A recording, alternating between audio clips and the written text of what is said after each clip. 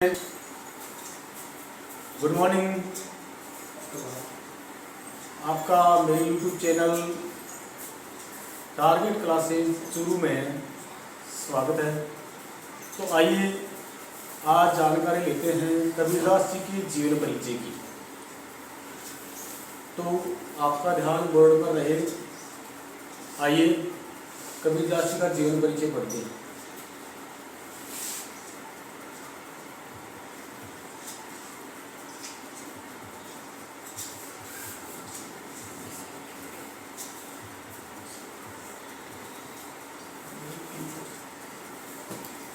कबीर का जीवन परिचय। कबीरदास जी हिंदी साहित्य की भक्तिकालीन युग के निर्गुण भक्ति के कवि कहे जाते हैं। इन्होंने भगवान की निर्गुण भक्ति की है। तो सबसे पहले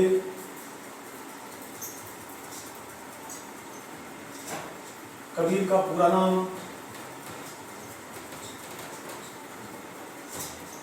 संत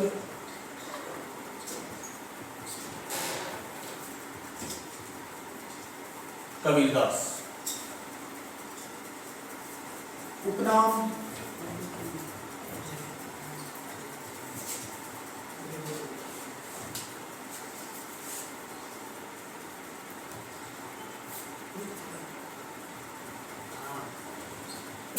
कबीर परमेश्वर,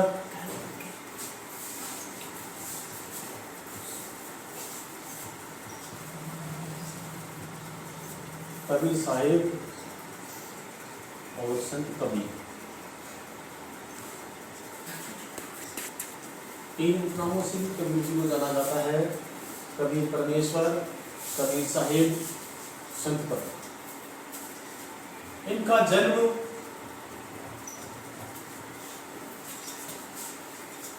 सन 1398 ईस्वी हुआ। जन्म स्थान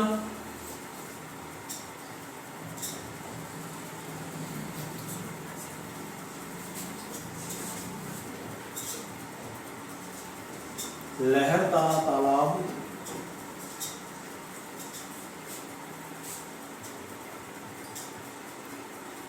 काशी,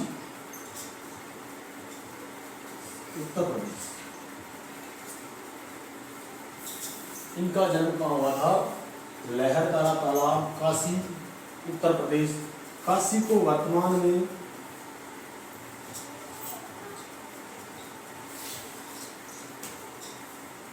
वाराणसी के नाम से जाना जाता है।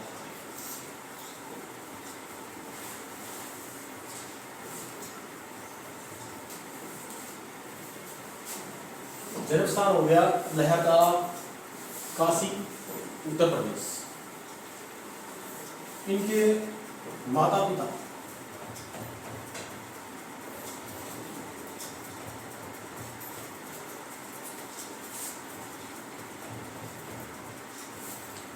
जुलाहा दंपति थे।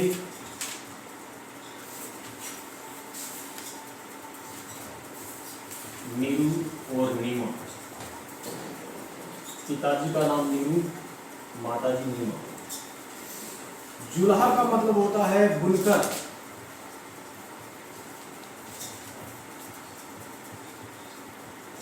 कपड़े बुनने वाले।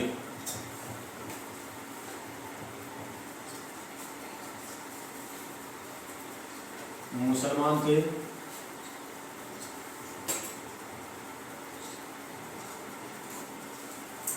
तो जुलाहा दंपति किंवदंती है कबीर जी के बारे में, उनके जन्म को लेकर किंवदंती कि इनका जन्म एक अविवाहित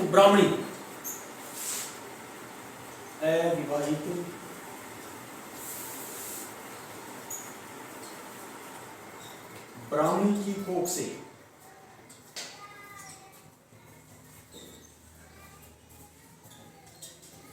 हुआ था और लोकलाज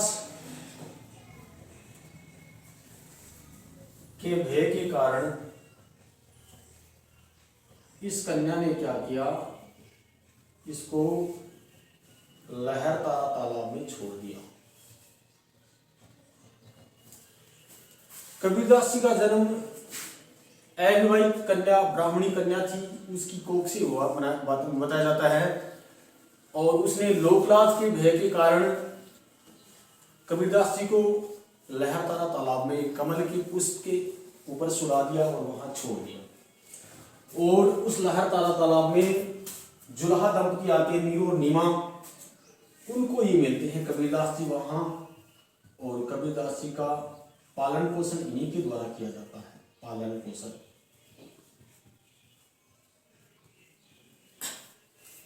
नीरू और नीमा के द्वारा कबीरदास जी का पालन पोषण किया जाता है। उसके बाद बड़े होने के बाद इनकी शादी हो जाती है और इनकी पत्नी का नाम था लोई। लोई इनकी पत्नी थी और 2 इनकी संतानें थी। पुत्र का नाम था कमाल और पुत्री का नाम था कमाली। नीरू और नीमा के पालन पोषण के बाद बड़े होने के बाद इनकी शादी कर दी जाती है लोई के साथ। और लोई होने से 2 संतानें पैदा होती है। पुत्र का नाम कमाल होता है और पुत्री का नाम रखा जाता है कमाली। अच्छा, इनके बाद इनके शिष्य, किनके शिष्य थे? इनके गुरु का नाम गुरु रामानंद जी। रामानंद और इनके शिष्य, एक शिष्य भी हुए, उनका नाम था धर्मदास। नागरिकता इनकी थी, नागरिकता भारतीय। और इनका निधन जो है, निधन 1588 को हुआ। लगभग 120 वर्ष तक जीवित रहे।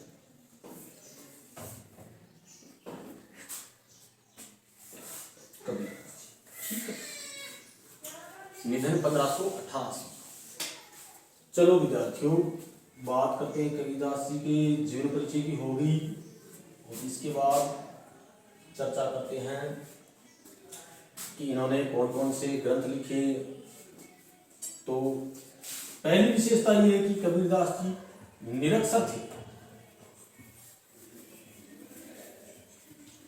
पढ़े लिखे नहीं थे। पढ़े लिखे नहीं थे, अनपढ़ थे। इसलिए इन्होंने अपने दोहे में लिखा है, कहा है, क्या कहा है कि मसी कागज छुयो नहीं,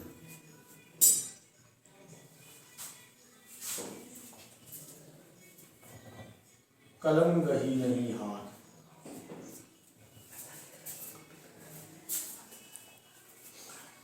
कबीरदास जी क्या लिखते हैं? मसी कागज छुयो नहीं, कलम गही नहीं हाथ, कि मैंने कभी कागज को छुआ नहीं और कभी कलम हाथ में नहीं ली। क्योंकि मैं पढ़ा लिखा नहीं था, इसलिए कागज यानी किताब को पढ़ना नहीं जानता था, इसलिए मेरे लिए किताब कोई काम की नहीं थी। और कलम यानी मैं लिखना नहीं जानता था, इसलिए मैंने कभी कलम को हाथ में नहीं लिया।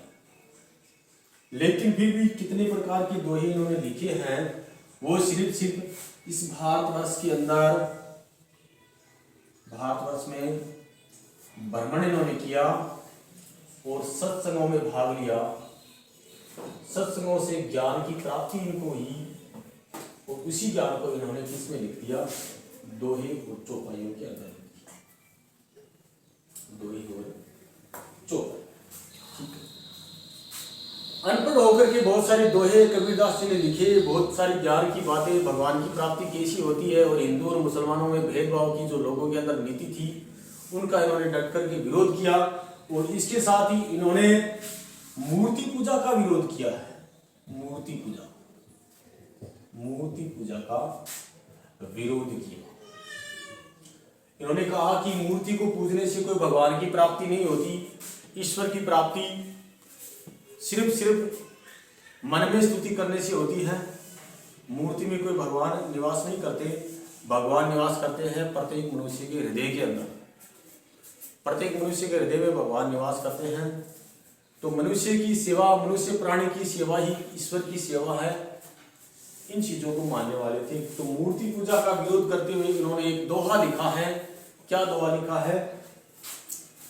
दोहा इनका,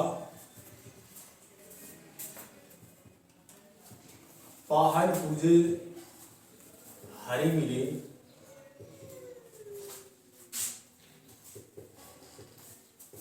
तो मैं पूजो पहाड़,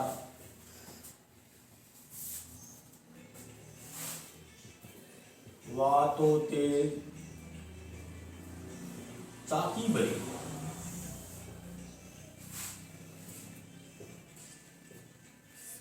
पीसी खाए संसार।